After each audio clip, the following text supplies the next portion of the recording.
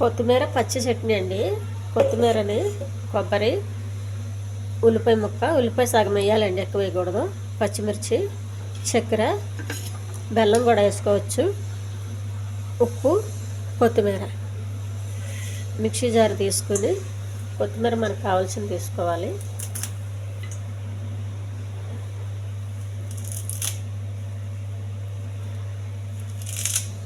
కడిగి కోసి పెట్టుకున్న కొత్తిమీర అండి.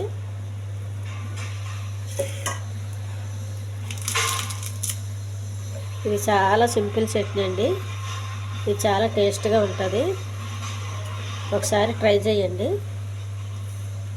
కొద్దిగా ఉప్పు, చక్కెర, పచ్చిమిర్చి, కొంచెం మరి కారం ఎక్కువ అయిపోతుంది,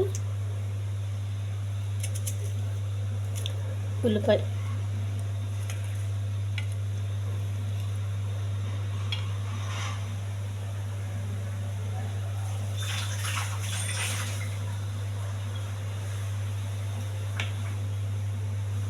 నీళ్ళు గట్ట ఏమి వేయొద్దండి, మూత పెట్టేయాలి.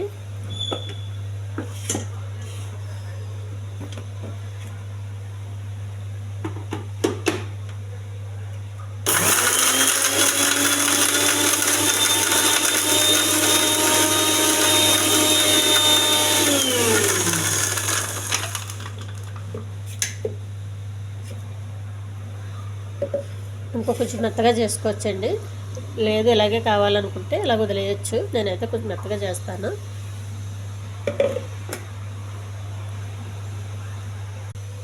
ఒక గిన్నె తీసుకోవాలి.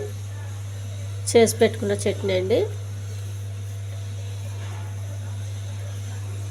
దీన్ని మనం సాంబార్ చేసుకున్నప్పుడు కానీ చపాతీ చేసుకుంటాం చూడండి, అప్పుడు కూడా పక్కన నంచుకుని తింటే చాలా టేస్ట్గా ఉంటుందండి. ఒకసారి ట్రై చేయండి.